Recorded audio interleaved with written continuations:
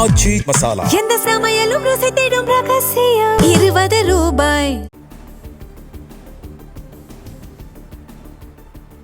தவிக தேர்தல் அறிக்கையில் குறிப்பிடப்பட்ட அன்னபூரணி சூப்பர் 6 திட்டம். பெண்களுக்கு முதல் கட்டமாக ஆண்டுக்கு 3 சிலிண்டர்கள் விலையில்லாமல் வழங்கப்படும் என முதலமைச்சர் விஜய் அறிவிப்பு.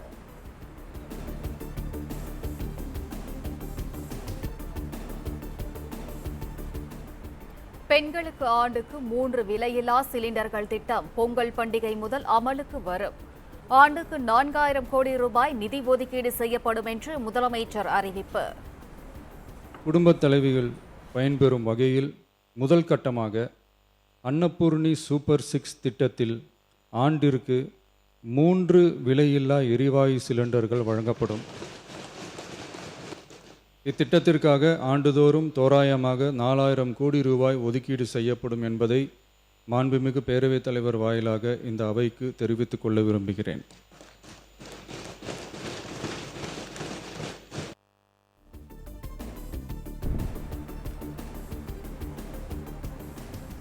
ஆண்டு வருமானம் 2.5 லட்சம் ரூபாய்க்கு குறைவாக உள்ள குடும்பங்களுக்கு ஆண்டுக்கு 3 சிலிண்டர்கள் விலையில்லாமல் வழங்கப்படும். சுமார் 1,31 லட்சம் பெண்கள் பலன் பெறுவார்கள் என முதலமைச்சர் விஜய் அறிவிப்பு. ஆண்டு வருமானம் ரூபாய் 2.5 லட்சத்திற்கு மிகாமல் உள்ள பொருளாதாரத்தில் பின்தங்கியுள்ள குடும்பத்தினர், சிறு குறு விவசாய குடும்பத்தினர், மாற்றுத்திறனாளி குடும்பத்தினர் போன்ற சமூகத்தில் உள்ள நலிந்த குடும்பத்தினர் பயனடைவார்கள். இத்திட்டத்தினை செயல்படுத்துவதற்கான ஆயத்த பணிகள் துவங்கப்பட்டுள்ளது. இத்திட்டத்தினால் சுமார் 1,30,16,104 குடும்பங்கள் பயனடைவார்கள்.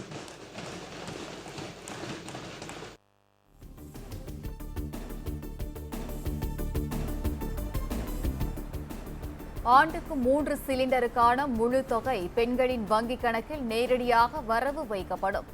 சட்டப்பேரவையில் அன்னபூர்ணி சூப்பர் 6 திட்டத்தை செயல்படுத்துவது குறித்து முதலமைச்சர் விஜய் விளக்கம். பொதுமக்களின் நலனை பாதுகாக்கவும் மக்களுக்கு அளித்த வாக்குறுதியை நிறைவேற்றும் நோக்கிலும் எரிவாயு சிலிண்டருக்காக செலவழிக்கப்பட்டு வரும் தொகையினை அவர்களுக்கு வழங்க அரசு முடிவு செய்துள்ளது.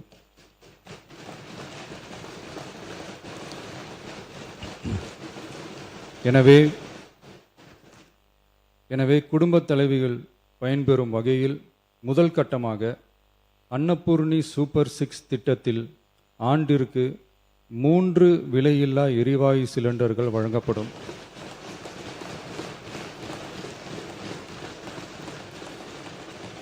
எரிவாயு சிலிண்டருக்கான விலை பயனாளிகளின் வங்கி கணக்கில் நேரடியாக வரவு வைக்கப்படும்.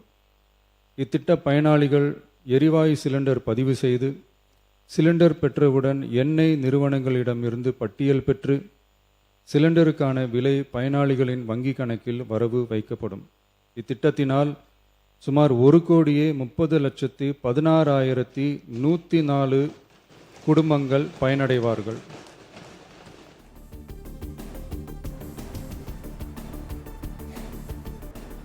மாநகரம் மற்றும் நகர பகுதிகளில் இயங்கும் எக்ஸ்பிரஸ், LSS, டீலக்ஸ் அரசு பேருந்துகளிலும் மகளிருக்கு கட்டணமில்லா பேருந்து சேவை. மகாத்மா காந்தி பிறந்த நாளான அக்டோபர் 2 முதல் வெற்றி பயணம் திட்டம் தொடங்கும் என முதலமைச்சர் விஜய் அறிவிப்பு.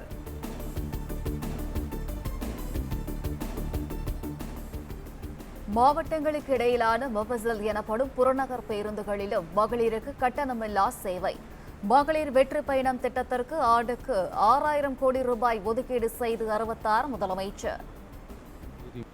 மகளிர் கட்டணமில்லா பயண திட்டத்தை விரிவுபடுத்தி பெருமளவில் பயனளித்திடும் விதமாக வெற்றி பயணம் என்ற பெயரில் தேசத்தந்தை மகாத்மா காந்தியடிகளின் பிறந்த நாளான அக்டோபர் 2 முதல் செயல்படுத்த அரசு முடிவு செய்துள்ளது. மாநகரம், நகரங்களில் சாதாரண பேருந்துகள் மட்டுமின்றி மாநகரம், நகர்ப்பகுதிகளில் இயங்கும் எக்ஸ்பிரஸ், LSS, டீலக்ஸ் அரசு பேருந்துகளிலும் மகளிர் கட்டணமில்லா பயணங்கள் மேற்கொள்ளலாம். மேலும் கூடுதலாக மாவட்டங்களுக்கிடையே பயணம் மேற்கொள்ள ஏதுவாக புறநகர் மற்றும் மலைப்பகுதிகளில் சாதாரண கட்டண பேருந்துகளிலும் மகளிர் கட்டணமில்லா பயணங்கள் மேற்கொள்ளலாம்.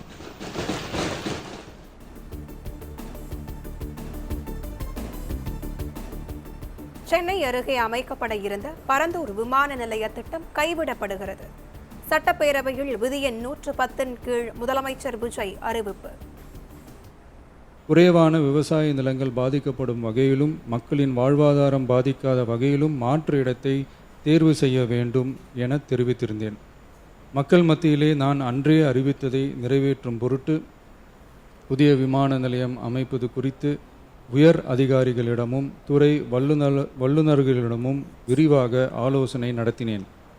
ஏற்கனவே நான் உறுதி அளித்தவாறு பரந்தூரில் புதிய விமான நிலையம் அமைக்க மேற்கொண்ட நடவடிக்கைகள் இந்த அரசால் கைவிடப்படும்.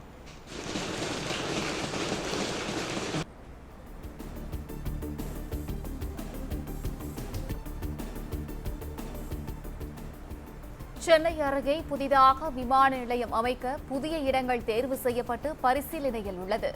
பரந்தூர் விமான நிலையத்தை கைவிடுவதாக அறிவித்த நிலையில் முதலமைச்சர் விளக்கம். துறை சார்ந்த வல்லுநர்கள் மற்றும் கல்வியாளர்கள் ஆகியோர்களிடம் கலந்தாலோசித்து விவசாய நிலங்கள் மற்றும் குடியிருப்புகளுக்கு பெரிய அளவில் பாதிப்பு ஏற்படாதவாறு புதிய விமான நிலையம் அமைப்பதற்கான பொருத்தமான சில மாற்று இடங்கள் தேர்வு செய்யப்பட்டுள்ளன. அவ்விடங்களில் தொழில்நுட்ப ரீதியான சாத்தியக்கூறுகளை சம்பந்தப்பட்ட துறைகள் மூலம் விரிவான ஆய்வு மேற்கொண்டு புதிய விமான நிலையத்திற்கான இடம் விரைவில் இறுதி செய்யப்படும்.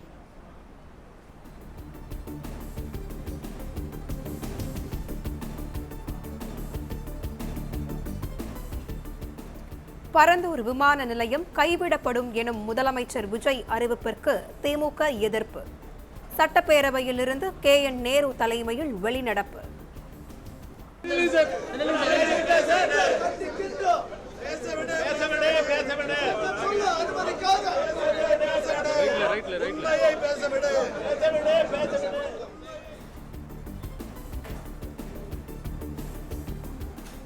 பரந்தூர் விமான நிலையம் கைவிடப்படும் என்றால் வேறு எங்கு விமான நிலையம் அமையும்? சட்டப்பேரவையிலிருந்து வெளிநடப்பு செய்த திமுக கேள்வி.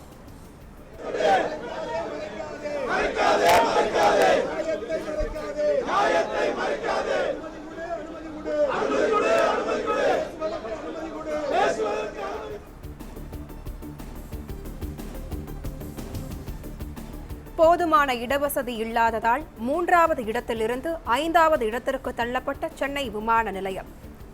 5வது இடத்தில் இருந்த பெங்களூரு 3வது இடத்திற்கு முன்னேறியதாக முன்னாள் அமைச்சர் தங்கம் தென்னரசு தகவல். சென்னையிலே அமைந்திருக்கக்கூடிய இந்த விமான நிலையம் ஒரு காலத்திலே சிறப்பான ஒரு விமான நிலையமாக இருந்தது.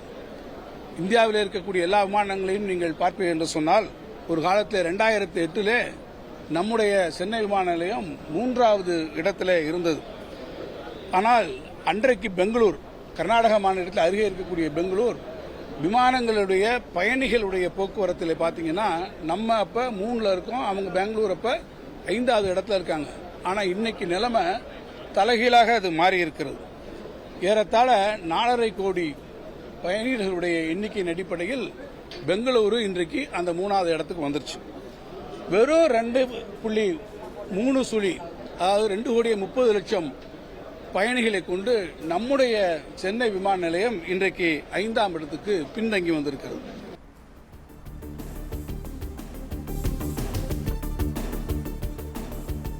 பரந்தூரில் விமான நிலையம் வரும் என நம்பி ஸ்ரீபெரும்புதூரில் ஆலைகளை துவங்கிய எலக்ட்ரானிக் நிறுவனங்கள் இனி என்ன செய்யும்?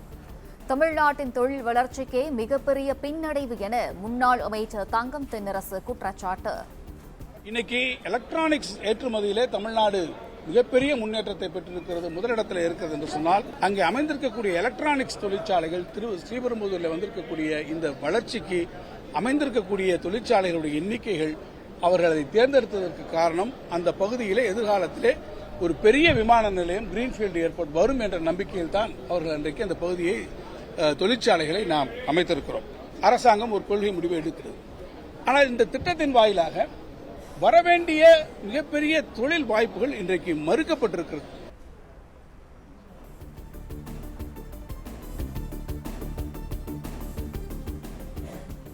பரந்தூர் விமான நிலையத்தை கருத்தில் கொண்டு சுங்குவார் சத்திரம் வரை நீட்டிக்கப்பட்ட மெட்ரோ ரயில் திட்ட விரிவாக்கத்தை என்ன செய்ய போகிறீர்கள்? தவிக அரசுக்கு திமுக முன்னாள் அமைச்சர் தங்கம் தென்னரசு கேள்வி. இன்றைக்கு நீங்கள் என்ன சொல்லுவீர்கள்? இந்த இடத்திலிருந்து வேறு ஒரு இடத்துக்கு நாங்கள் பார்ப்போம், அது குறித்து ஆய்வு எடுத்துவோம் என்று சொல்லுவீர்கள். அது எப்போது வரும்? அங்கே இருக்கக்கூடியவர்களிலே எத்தனை பேரை நீங்கள் வெளியேற்றக்கூடிய சூழ்நிலை வரும்? அங்கே என்ன இன்ஃப்ராஸ்ட்ரக்சர் இருக்கு? சரி, இதே பரந்தூர்ல தான் இந்த விமான நிலையம் வரும் என்ற வகையில் அங்கே ஒரு மெட்ரோ திட்டத்தை இப்போ நமக்கு சுங்குவார் சித்திர வர கொண்டு போய் அங்கே கொண்டு போயிருக்கோம். எதிர்கால இந்த மெட்ரோ திட்டத்தினுடைய நிலைமை என்ன? இங்கே நீங்க கொண்டு போற இடத்துல இப்ப பெங்களூர் டு சென்னை அந்த புதிய சாலை, நான்கு சாலை இப்போ வந்து கொண்டிருக்கிறது. இந்த இதோட அலைன்மெண்டோட பரந்தூர் இருந்தது. இனி வரக்கூடிய இடங்கள் எப்படி இருக்கும்? அந்த இடத்துல எந்த வகையில நீங்கள் செய்ய போகிறீர்கள்?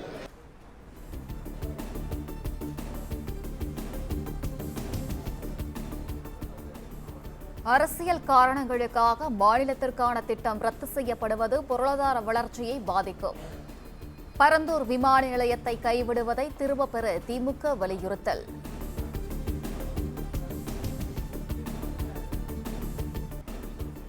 பரந்தூர் விமான நிலையத்திற்கு தேவையான 5700 ஏக்கர் நிலத்தில் 90% கையகப்படுத்தப்பட்டுவிட்டது. இழப்பீடு பெற்றவர்கள், நிலத்தை கொடுத்தவர்கள் நிலை என்னவாகும் என தங்கம் தென்னரசு கேள்வி.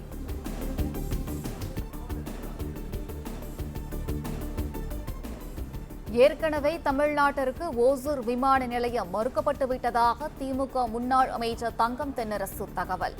ஆந்திராவின் குப்பத்தில் விமான நிலையம் அமைந்தால் ஓசூர் தொழில் நிறுவனங்கள் சென்றுவிடும் என்று ஆதங்கம்.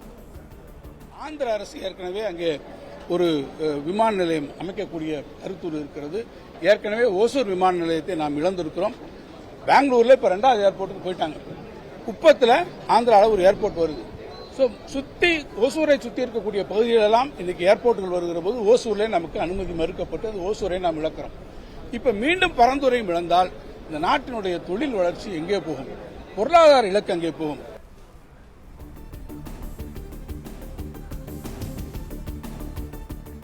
பரந்தூர் விமான நிலையத்தை கைவிடுவது தமிழ்நாட்டின் வளர்ச்சியை படுகுழியில் தள்ளிவிடும் என திமுக தலைவர் மு.க. ஸ்டாலின் எச்சரிக்கை.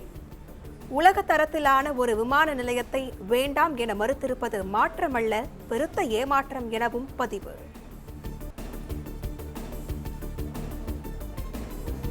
சென்னையில் 5 ஏக்கர் நிலம் எடுக்க வேண்டும் என்றால் கூட நீர்நிலைகள் இல்லாமல் எடுக்க முடியாது என முன்னாள் அமைச்சர் டி.ஆர்.பி. ராஜா கருத்து. மாற்று இடத்தில் மட்டும் சுற்றுச்சூழல் பாதிப்பு இல்லாமல் இருந்துவிடுமா என பரந்தூர் விமான நிலையம் பற்றி கேள்வி.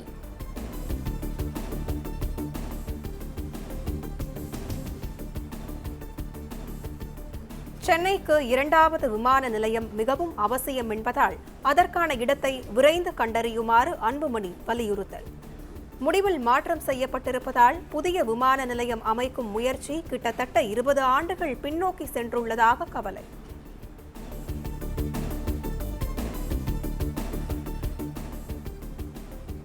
பரந்தூர் விமான நிலையத்திற்காக கையகப்படுத்தப்பட்ட 1700 ஏக்கர் நிலத்தை தமிழ்நாடு அரசு என்ன செய்ய போகிறது என அண்ணாமலை கேள்வி.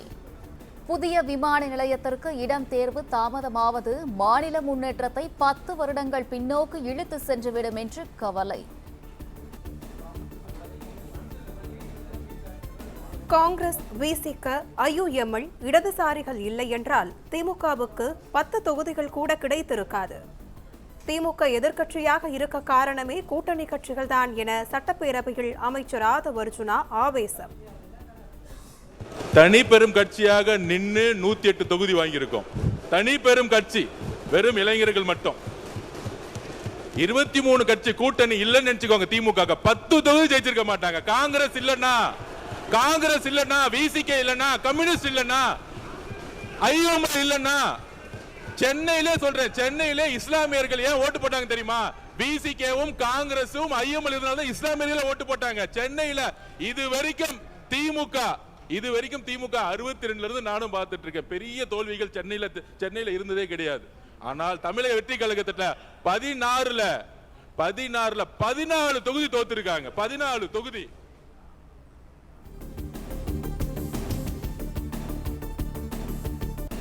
சட்டப்பேரவை தேர்தலில் தனியாக நின்று 108 தொகுதிகளில் வென்றுள்ளது தமிழக வெற்றி கழகம். தனியாக நின்று 50 தொகுதிகளை வெல்ல முடியுமா என ஆதவ் அர்ஜுனா திமுகவிற்கு சவால். நீங்க இன்னைக்கு எதிர்க்கட்சியா உட்கார்ந்தது காரணம் காங்கிரஸ், நீங்க எதிர்க்கட்சியா உட்கார்ந்தது காரணம் கம்யூனிஸ்ட், நீங்க எதிர்க்கட்சியா உட்கார்ந்தது காரணம் IML, நீங்க எதிர்க்கட்சியா உட்கார்ந்தது காரணம் VCK, நீங்க எதிர்க்கட்சியா உட்கார்ந்தது காரணம் கூட்டணி. இதான் ஞாபகம் வச்சுக்கோங்க. எங்களை மாதிரி திமுக தனியா நின்று ஒரு தேர்தல்ல 50 தொற்று சொல்லுங்க பாப்போம், 50 தொற்று சொல்லுங்க பாப்போம். ஒரே ஒரு தேர்தல் திமுக தனியா நின்று 50 தொற்று சொல்லுங்க. அப்பதான் இந்த கூட்டணி கட்சியோடைய அருமை திமுகவுக்கு தெரியும். நான் ஒரு உட்காருங்க.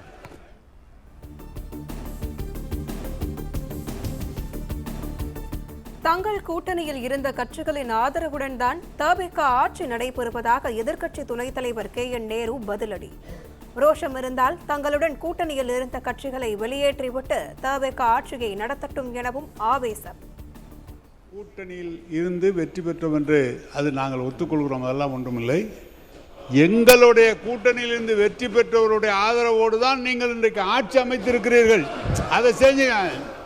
உங்களுக்கு அவ்வளவு ரோசமா தனியா நின்னா அவரை வெளியே அனுப்பிச்சு விட்டு ஆட்சி வந்தீங்க. ஏன் வெளியே, ஏன் அவர் வந்து 80ல தோத்து போய் நின்ன போது காங்கிரஸை கை கொடுத்தது திமுக இல்லைன்னா காங்கிரஸே வந்திருக்காது. எப்படி அப்படி சொல்றது?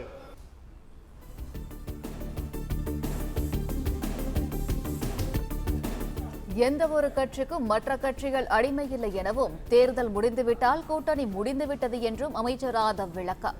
தங்களால் தான் காங்கிரஸ், VCK, இடதுசாரிகள், முஸ்லீம் லீக் கட்சிகள் வென்றுள்ளதாக திமுக ஆதிக்க மனநிலையில் இருப்பதுதான் பிரச்சனை என்று திட்டவட்டார். ஒவ்வொரு கட்சிக்கும் தனித்த அடையாளம் இருக்கிறது. ஒரு தேர்தல் முடிஞ்ச பிறகு யாருக்கு யாருடன் சேர வேண்டும், யாருடன் ஆட்சி அமைக்க வேண்டும், அந்தந்த கட்சியோட நிலைப்பாடு. இது யாருக்கும் அடிமை கிடையாது. ஒரு தேர்தல் முடிஞ்சவன கூட்டணி முடிஞ்சிடும். திமுக வந்து இவர்களால் தான் கூட்டணி கட்சி வெற்றி பெறுதுன்னு ஒரு ஆதிக்க மனப்பான்மை இருக்கு பாத்தீங்க. அந்த ஆதிக்க மனப்பான்மை தான் நாங்க क्वेश्चन கேக்குறோம்.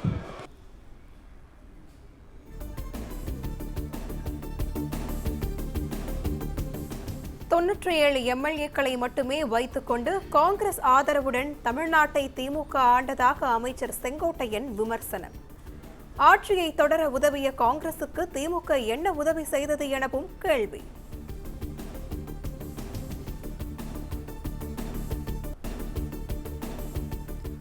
உயர்கல்வி அமைச்சர் விஸ்வநாதன் ஒவ்வொரு வாக்கியத்தையும் இருமுறை கூறுவதாக KN நேரு கிண்டல். நீங்க வந்து முடியாது என்கிறார்கள், தர முடியாது என்று சொன்னார்கள். தரன்னு சொல்லிட்டு ஏமாத்தினாதாங்க தப்பு. நாங்க தர முடியாது, தனிச்சு நிப்போம்னு சொல்றோம். நீங்க என்ன கூட்டம் என்னமோ அங்க பக்கத்துல இருந்து பேசும்போது தர முடியாது என்று சொன்னார்கள், வாய்ப்பில்லை என்று சொன்னார்கள், பார்க்க முடியாது என்று சொன்னார்கள் பேச என்னங்க அது? ஒவ்வொரு வார்த்தையும் அவர் கவிஞரார்கள், அதுக்காக 2 தடவையா பதிவு பண்றது? ஒவ்வொரு வார்த்தையும் 2 தடவை எப்படிங்க? நீங்கள் மட்டும் உங்கள் கட்சி தலைவர் குறித்து 4 நிமிடம் பேசினீர்களே என பதிலடி கொடுத்த ஆதவ் அர்ஜுனா. பொதுவாக மானிய கோரிக்கை முன்பு ஒரு அறிமுக உரையை அவர் கொடுப்பாங்க எல்லா அமைச்சர்களும். இன்னைக்கு காலையில அண்ணன் நேரு அண்ணன் 4 நிமிடம் 10 செகண்ட் அவருடைய தலைவரை பத்தியும் அவருடைய சட்டமன்ற தலைவரை பத்தி மட்டும்தான் பேசுனீங்க. மானிய கோரிக்கை பத்தி நீங்க பேசவே இல்லை.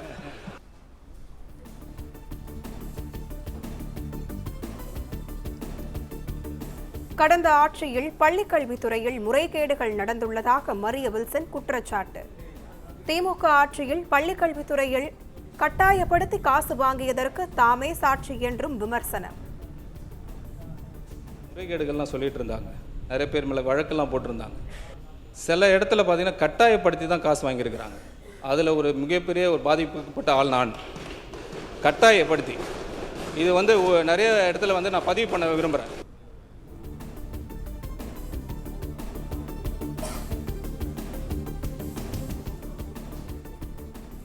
தமிழ்நாட்டில் உள்ள அனைத்து துறைகளையும் காட்டிலும் பொதுப்பணித்துறையில்தான் நிதி லீக்கேஜ் அதிகம்.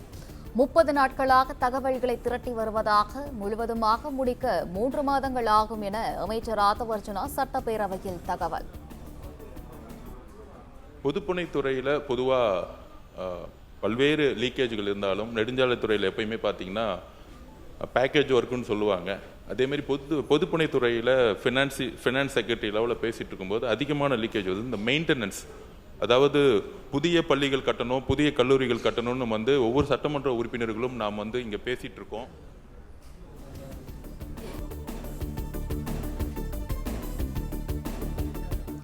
தமிழ்நாடு முழுவதும் அரசு பள்ளிகளில் 777 கோடியே 58 லட்சம் ரூபாய் செலவில் சிசிடிவி கேமராக்கள் 24,578 சிசிடிவி கேமராக்கள் பொருத்தப்பட உள்ளதாக அமைச்சர் ராஜ்மோகன் சட்டப்பேரவையில் தகவல். மிக முக்கியமாக கண்காணிப்பு கேமரா, எந்த இடத்துல ஒரு சிசிடிவி கேமரா இருக்கோ அந்த இடத்துல குற்றம் நடப்பதற்கான வாய்ப்பு மிக குறைவு. அதனால பள்ளிகளில் 24,578 கண்காணிப்பு கேமராக்களுக்கான வேலைகளும் செய்திருக்கிறோம். இதற்கான அந்த பணிகளுக்கான மொத்த செலவினம் 727.58 கோடி ரூபாய் செலவாயிருக்கு.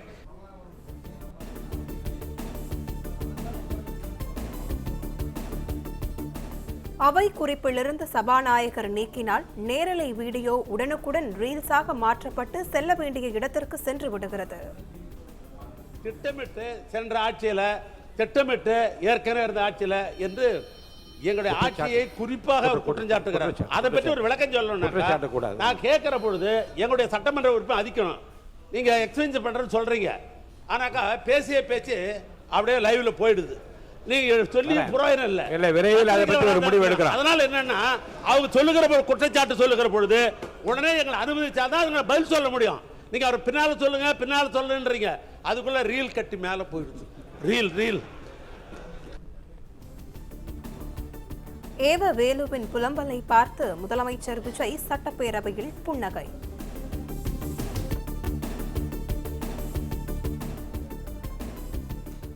இரண்டு ஏக்கருக்கும் குறைவாக விவசாய நிலம் உள்ள விவசாய குடும்பங்களைச் சேர்ந்த மாணாக்கர்களுக்கு கல்வி கட்டண விலக்கு. அரசு கல்லூரிகள் அல்லது பல்கலைக்கழகங்களில் படிக்கும் பட்சத்தில் முழு கல்வி கட்டணம் விலக்களிக்கப்படும் என சட்டப்பேரவையில் அமைச்சர் விஸ்வநாதன் அறிவிப்பு. அரசு பள்ளி மாணவர்களுக்காக பல், கண் மற்றும் காது பரிசோதனை முகாம்கள் நடத்தப்படும் என அமைச்சர் ராஜ்மோகன் அறிவிப்பு. பிரச்சனைகள் ஆரம்ப நிலையிலேயே கண்டறியப்பட்டு உரிய சிகிச்சை, ஆலோசனை மற்றும் தொடர் மருத்துவ கண்காணிப்பு வழங்கப்படும் என்று தகவல்.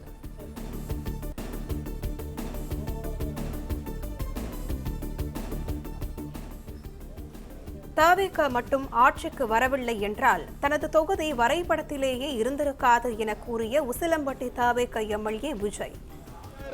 இந்த தண்ணி இல்லாம இங்க மக்கள் ஒரு 5000 ஆரம்பிச்சாங்க. ஒரு 30 வருஷத்துல இருந்து இன்னைக்கு 20,000 குடும்பங்கள் வெளி மாநிலத்தில் போய் வேலை பார்த்துட்டு இருக்காங்க. இந்த மக்கள் எல்லாம் வெளி மாநிலத்தில் வேலை பார்க்கறதுக்கு ஒரு அடிப்படை வசதி, ஒரு விவசாயிகள் தண்ணி இல்லாம இருக்காங்கன்றத எங்களோட கோரிக்கை.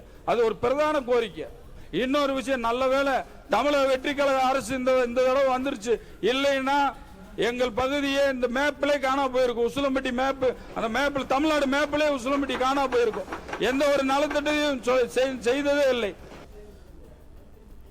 தண்ணீர் பிரச்சினை குறித்து உருக்கமாக பேசிய நிலையில் சட்டப்பேரவையிலேயே அழைத்து விசாரித்தார் முதலமைச்சர் விஜய். தேர்தல் வழக்குகள் முடியும் வரை தமிழ்நாட்டில் 5 தொகுதிகளுக்கு இடைத்தேர்தல் கிடையாது. சென்னை உயர்நீதிமன்றத்தில் இந்திய தலைமை தேர்தல் ஆணையம் தரப்பில் பதில் மனு.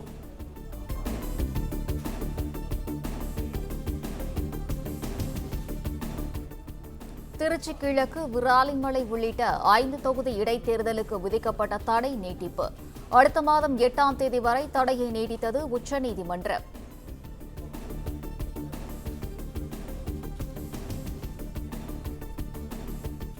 உசிலம்பட்டி தவிக எம்எல்ஏ விஜய் பேசிய போது இருக்கையில் அமர்ந்து கொண்டே ஒருமையில் பேசியதாக புகார். வாசுதேவநல்லூர் திமுக எம்எல்ஏ ராஜா மீது நடவடிக்கை எடுக்கப்படும் என கடுமையாக எச்சரித்த சபாநாயகர் ஜேசிடி பிரபாகர். மாண்பு உறுப்பினர் தொடர்ந்து இப்படிப்பட்ட வார்த்தைகளை நீங்கள் பிரயோகித்தால் நடவடிக்கை எடுப்பேன், அமைதியா இருங்க. அப்புறம் அதுக்காக பதில் உட்கார்ந்த இல்லை, அதுக்காக பதில் அவர் உட்கார்ந்தபடியே சொல்லுவாரா? சென்னை அண்ணா நகரில் சாலையோரம் மழைநீர் வடிகாலுக்காக தோண்டப்பட்ட பள்ளத்தில் விழுந்து பெண் உயிரிழப்பு. மின் வயர்கள் செல்வதால் மின்சாரம் தாக்கி இறந்திருக்கலாம் என போலீசார் சந்தேகம். எந்த சமையலும் ருசி தேடும் ரகசியம் 20 ரூபாய். பிளே ஸ்டோர் மற்றும் ஆப் ஸ்டோரில் இருந்து பாலிமர் செயலியை QR கோடு மூலம் பதிவிறக்கம் செய்யுங்கள். செய்திகளை உடனுக்குடன் பெறுங்கள்.